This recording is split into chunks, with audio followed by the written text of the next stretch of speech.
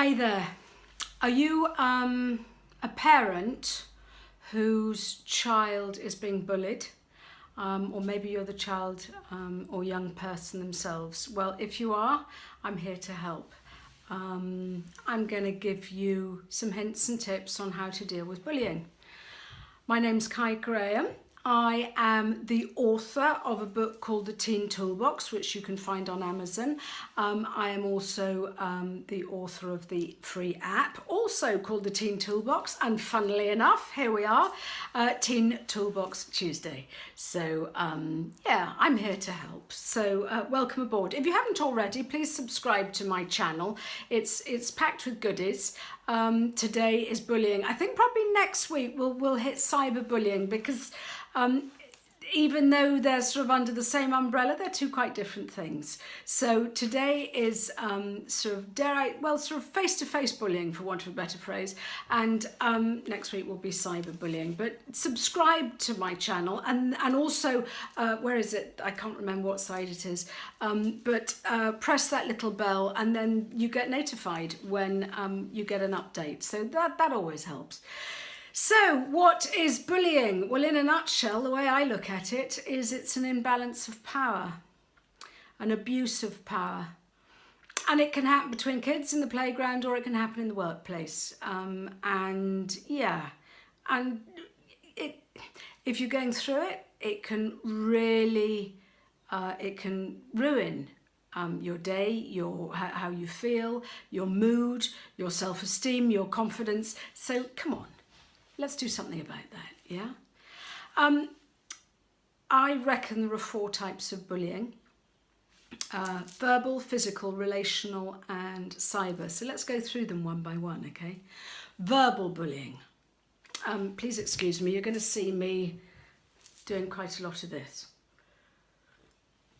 My trademark is slurping tea. Verbal bullying. It does exactly what it says on the tin, really, doesn't it? Calling names, just sort of saying things about other people, spreading rumours, just general meanness in conversation. I was going to say in the written word, but that's sort of more that sort of comes through on the cyber, I guess. So it's really, it's the use of language and words. And how do you know it's going on? How do you know that bullying's going on, full stop? Change of mood, bad sleep patterns, loss of appetite, grouchiness, anger, change of peer group, isolation, trying to be withdrawn, suddenly a bad stomachache on every Thursday. You as a parent will know. You'll know when there's a change. And it's a change in your child's behaviour. Invariably, they become withdrawn and isolated and lose their confidence, okay? So there's verbal bullying. And it could be, do you know what? It's invariably when your child is different. Now, I've seen lots of parents sort of go, well, yeah, my child's autistic, so he's going to get bullied. Well, I think probably it's a lot to do with social interaction. But let's face it, the bullies tend to go after people who are different, who, be it the colour of their skin, be it their sexual orientation, be it the frame of their body, be it just an easy target. Because what I said to my 4-year-old child all those years ago, Jack is now 24, so 20 years ago, and he came back from school and he was just sort of really, he was not in a good place. As a 4-year-old, you should be skipping out of school. And I come on, what's going on here? So-and-so's being mean to me. And I knew what was going on in so-and-so's house. So I thought, how do you explain this to a 4-year-old? When you're 8 and 14 and 18, you understand that, you know about bullying and you might not you certainly don't deserve it, but you might sort of get a handle on why it's happening. 4-year-old, not at all. And I just said, it's because so-and-so is sad inside. I said, it's nothing to do with you. You haven't been good or bad or naughty, or you're just fab the way you are. But someone, that so-and-so who's bullying you, he's sad inside, and he's trying to make you feel sad too. And do you know what? As soon as Jack understood that, he got it. Oh, okay, yeah. I didn't have to tell him anything else. I didn't have to tell him to cope. I didn't have to, give him strategies, because he just got it.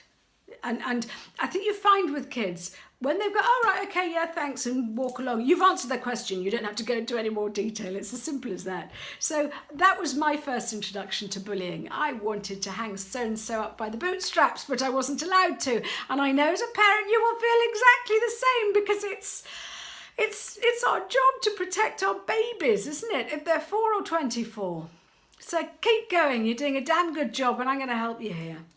So, name-calling, rumours, all that stuff to do with verbal, why it's picking on someone that's different, picking on someone that is an easy target. And it doesn't matter if they're small or tiny, or they're just decent, nice people and don't retaliate. There are a myriad of reasons. So, number 2, physical bullying. And do you know what? That's probably the easiest one to spot, in fairness. Unexplained cuts and bruises, and my cat's here wanting attention. Unexplained cuts and bruises, ripped clothing, disappearing school bags, all that sort of stuff. Stuff where, you can see that your child's been in a bit of a rough and tumble, and you go, what's going on here? And it's, another thing that you tend to notice with kids that are being bullied is secrecy. And the shame, the shame of what's going on, and the fact that they think that it's their fault. First thing, let's just knock that on the head. Not at all. When someone treats you badly, be it at home, be it at school, be it in the workplace, if someone's treating you badly, let me tell you, it's their shit and not yours. Fact. Simple. So let your child watch this if you haven't, if you don't mind me saying the words like shit and crap, I apologise. Well, no, I'm sorry, not sorry. So physical, ripped clothes, all that sort of stuff, and watch out for that, okay? Relational bullying, what on earth is that? Well, in a nutshell, it's when you're excluded from something. Girls are better at it than boys. Boys tend to, the boys are more physical. They thump each other and move on. Girls are manipulative and scheming, and are quite sort of, underhand. And, if they're caught, it's, we didn't mean it like that. Butter wouldn't blimmin' melt sometimes. So relational bullying is if your child is being excluded from, the lunch table in the canteen, or excluded from a sleepover. God, I've seen this so many times, especially as Alice was growing up. Girls can be, anyway, that's the way it is. So, being excluded, not being invited to parties, being cut out of a WhatsApp group, just excluded, because the whole point for kids, all they want to do is fit in. All they want to do is just to not stand out and be different. It's part of trying to build your tribe, part of trying to work out who you are. So if someone excludes you from a conversation, from a gang, from a clique, from whatever it is, it can be mortifying. And as parents, we need to understand that. Do you know what? As far as bullying is concerned, what I sort of so want to say to kids is, this is such a tiny part of your journey. This is such a tiny part of what's going on. This time next year, I pray it'll all be different. Sometimes it's just as simple as this time next week, this time next month. They'll pick on someone else. But when you're going through it, it's all consuming, and it is horrible. So I just want to be able to lend you support here. So even though being excluded from something might, for an adult, appear quite trivial. This is big for a child, believe me, because between 0 and 7, they're your little angels, and they're very much sort of, you know, that they are at home and take on your values and your beliefs and everything else. Between sort of 7 and 14, they're branching out. They're starting to listen to people, you know, with sort of other people in authority, be it teachers, be it, you know, youth leaders and all that sort of stuff, people in the church, whoever it is. 14 onwards, I mean, I'm being, you know, the lines do blur, but from you know, when the early teens is when the peer group is the most important. And that's why kids start talking the same and wearing the same kit and you know, just their mannerisms the same, because they are trying to find their tribe. They're trying to find what they stand for. So if your child's suddenly in a football group, they will take on those mannerisms, or if they've suddenly taken up drama and whatever, they will take up those, you know, the mannerisms and the dress of that tribe. And so to imagine being excluded from that, God, that's hard. So please, as parents, let's not belittle that, because that's probably even more, the repercussions of that are probably harder to bear than a bloody nose. I know for you and I it feels very different, but I'm just saying, I've been a childline counsellor. I know what it's like. And I'm a mum of 2 darling children. Not so, you know, they'll always be my children, won't they? So, you know, and especially the signs to look out for relational bullying is when your child is not going out so much, when your child is being withdrawn, feeling isolated and just sort of losing an interest, because they go into self-preservation mode. So watch out for that. And then, please excuse me, slurp of tea. Cyberbullying. Now, I'm going to go into this in detail in next Tuesday, because it's big, and as many parents are concerned. So what is cyberbullying? Cyberbullying is when your child is being terrorised, for want of a better phrase, is being made to feel bad through social media, through text, through, I was going to say phone calls, but less so, but through, yeah, social media, Snapchat, Instagram, Facebook chats, WhatsApp, you name it, or online, whatever. And it's invisible. Unless you manage to get hold of their phone and see what's going on, it's hard to spot. And it's anonymous. You know, your child could be getting texts and videos and whatever from people they don't know. And that's the worst thing. Do you know, in the old, I mean, I was bullied as a child at school. But in the olden days, God, I mean, my only form of communication was a telephone on the hall table. So, you know, that was, I've got something in my eye, I'm sorry, but there you are. So the lovely thing about that was, whilst I was being bullied at school, even though my school day was horrid, I was able to come in and shut the door at 3:30, 4 o'clock. I had my sanctuary and my privacy, and you know, and if you were bullied as a child, as a parent, you know, yeah, you get that respite, and you're home and you're safe. That doesn't happen any longer with cyberbullying. Your child is now, they are vulnerable 24/7 now, and that's scary. If they are the brunt of a malicious, hateful campaign through friends. Do you know what I mean? So that's hard. So I think we'll look at that sort of next week and what we can do about that. But question is, okay, if we look at verbal bullying, physical bullying, and relational bullying, what can you do about it? Right. 1, be empathetic. Offer support. Not necessarily immediately problem solve. I think the thing is the very first thing I would do would be to praise. Well, the thing is, it depends. Has your child come to you, or have you gone to them? So yeah, empathy is the big thing. To say that I'm here for you. I can tell that something's different. I can tell something's going on. I am here for you. You might not be ready to talk to me yet. That's cool. You might not be ready to talk to me at all, but I need to help you here. It's my job as a parent to help you. So what do? Remain open-minded, try and remove judgment. God, you see, I'm going to be putting all this in a PDF that you can download.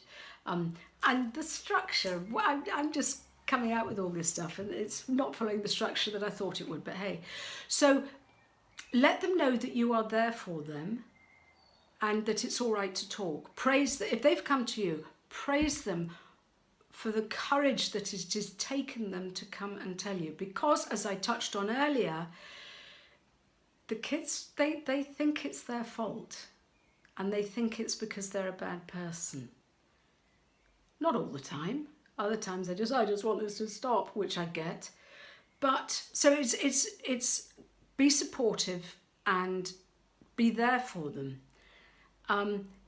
If you know that something's going on and they won't talk to you, give them the opportunity to talk to someone else, because you might not be the right person to speak to them. I don't know, if there's bullying going on and I don't know, let's say it's someone in the home, then you might be too close to the situation. So maybe they need to go to speak to granny or grandpa. Maybe they need to go and speak to a trusted teacher. Maybe they need to go and phone Childline. Maybe they need, my son and daughter, whenever they had issues that they sort of, oh God, I don't want to tell my mum. They knew that they could go and speak to their uncle. And do you know what? The very fact that they could was enough safety net for them. Sometimes, other times they needed to speak to him. And I just did that. I don't want to hear this because there's the confidentiality and As long as you're going to sort it out for them and help them, that's cool. As parents, we sometimes have to learn to let go. But the point is, remember, my God, this is all over the place, but remember, schools have an anti-bullying policy, and some kids, God, whenever I was speaking to people in Childline, the kids didn't even know half the time. I know nowadays there's posters all over the school going, if you're having a problem, go to so-and-so. They have buddy schemes and they have all that sort of stuff.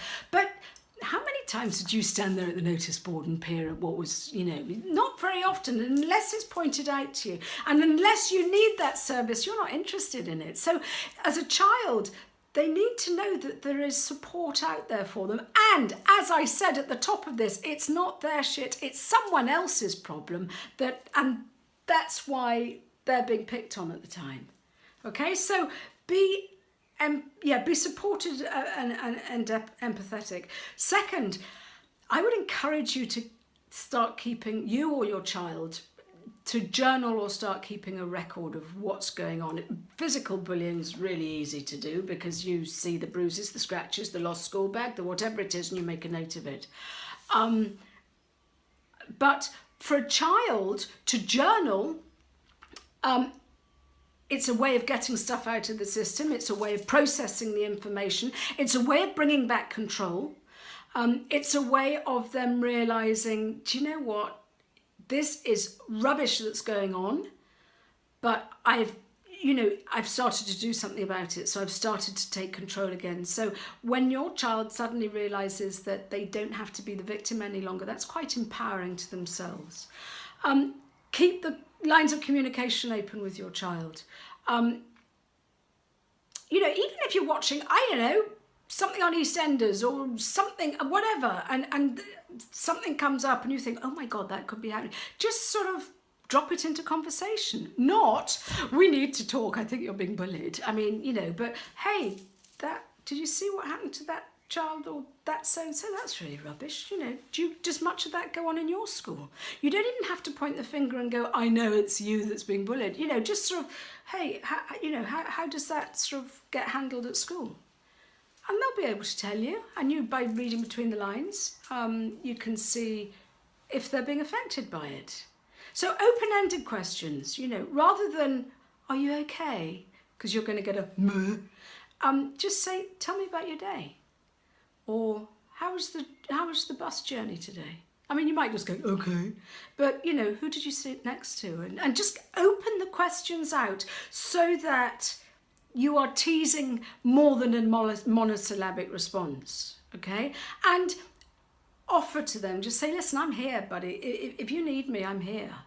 I think one of the ways I opened it up with one of my kids was just sort of saying, do you know what happened to me when I was younger? And I told them without saying, I know you're going through the same. And just sort of say, and it was really crap, but I went to my English teacher and they just sort of, yeah, right, whatever. And then knew that actually I'd turn out all right. Do you know what I mean? And that this too shall pass. And there is support out there because it's so important. It goes without saying we need to teach our children respect of others.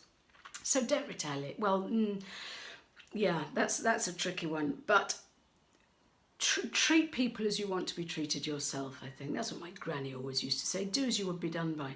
And you have to lead by example, in fairness, as a parent. So, treat people with respect, but also treat yourself with respect. So if your child is dissing themselves, or I'm rubbish at this, or I can't do that, or everyone says I'm too fat, or whatever it is, open that conversation up. And a great exercise, actually I think it's in my book, it's called Who Do You Think You Are? And what it does is it's a way of getting your child to sort of sit down and look at their positive qualities, because especially if they've been called names, it's sweetheart, those names don't describe you. You're caring and loving and creative and, hysterical and good at football and whatever it is. So get them to write a list and help them if they're of the right age. If you're sitting there with a 17-year-old, they might just think you're barking. But hey, get them to look at their own strengths, not the weaknesses that are being pointed out to them. Because it's important they have their own self-respect, because it builds confidence. Self-respect is all about the value you place on yourself. And once you got that, once you realise you're okay, it doesn't matter what bullies say anything to you, because you go, oh, whatever, I'm all right. And I'm afraid that from experience that takes a long time. But if we can help our kids now, just sort of build that self-respect earlier, how cool is that? What I will do is I'll put a link in the descriptions. There's a couple of, I've got confidence builders. Oh my God, this is such a big topic. Maybe I'll have to come back to it again and be slightly more eloquent. But there's confidence builders. I've got on my website, if you go onto my website, caigraham.com, if you sign up to my newsletter, you automatically get the Confidence Builder PDF as a thank you. If you go onto Teen Toolbox, there's myriad of stuff there, but there's a Confidence Builder as well, and you can download that. But it's exercises to teach your child all about body language, all about coping with not appearing to be that victim that someone can see in the playground. Do you know what I mean? It's things like there's one called Power Poses, there's one called Confidence Builder, and it's all about getting yourself match fit for just taking on the world. And it's fast, and it's well worth it's well worth a read. Get your child to download. Seriously, Teen Toolbox app, it's free, for goodness sake. Links will be in this description, and that's got loads of, I think it's under the tab tools that help, and it's all about building your confidence, and they are fast, and they are exercises that take you, 5 minutes to read and 2 minutes to do, yeah? Because if you're in the playground and you're sort of walking in like this and just sort of trying to shy away from stuff, if you were a bully, who'd you pick on? That person. If you walk in like this, shoulders back, chin up, and a bit of a swagger, they might think twice. So it's trying to encourage your child to fake it until they make it. That's what it is. Because as soon as they suddenly realise that they've got those tools, boy, does that make a difference. I've said praise your child for coming to you. Build their self-esteem with the exercises that you can download. Report it. Report bullying if and when you can. Now, I would suggest, rather than going in all guns blazing to school and just sort of say, you've got to sort this out, my child's being bullied. it's as the childline kids have reported back to me, they prefer it when their mum or dad leave it to them to do, because come on, we need to fight our own battles. That's what helps us grow. And kids are sort of saying, oh God, no, I'd be mortified if my mum marched into the school gates. Yeah, I get that. As parents, your child might say, yes, please will you go and tell Mrs. So-and-so I'm being bullied. That's fine. Maybe a phone call or a meeting, sort of not at lunchtime, it helps. But ask your child's permission and guidance, because what you've got to do is go at their pace. So I hope that makes sense. Because I tell you what, there's so many times I've wanted to sort of, pull up my sort of shirt sleeves and go, right, this is me, I'm going to deal with this. As much as you want to, it's not always the right thing to do. Yeah, and another thing, oh my God, I could just keep on going. This goes on forever and I'm about to overrun. But journaling, who do you think you are? Also, it's quite good to give your child a safe place. Even if it's, I don't know, in the summer holidays and you live in a cul-de-sac and there's a little child that's got your child in the crosshairs and they usually all play and then suddenly it all goes pear-shaped. Give your child a safe place to go to.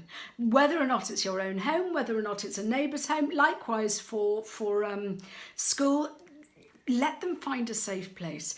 Even if it's just sitting in the library, even if it's, I don't know, sitting on your phone outside the staff room. I don't know. Talk to your child. They will know what works for them best. But the point is, sometimes we just need to pull out of the situation. Sometimes we just need to diffuse it. And then they can sit on their phone and go, oh God, yeah, that's the exercise I need to do. And it'll help remind them. But yeah, there's so much. I'm going to put it in a PDF, I think. And it's things like, just even starting off with, things have changed, you're sounding really low, how can I help? Or, how would you like it to be different? Or just open the conversation up, and they might just go, leave me alone, I hate you, and shut the door. And that's fine. That's probably the reaction you'll get to begin with, because this is scary stuff. When your child's been bullied, it's scary. For them and for you. This too shall pass. There's great information everywhere that kids can now get support, be it from school, be it from online, whatever it is, my app, my book, do subscribe, because we're going to hit cyberbullying next week. But it's basically be supportive, be empathetic, be understanding, open-ended questions, respectful. Yeah. It's hard, I hear you. But when you start taking control, even with baby steps, it makes I think as long as your child knows that you've got their back. A couple of times Alice just says, you can't do anything but just listen. I thought, that's all she wants me to do.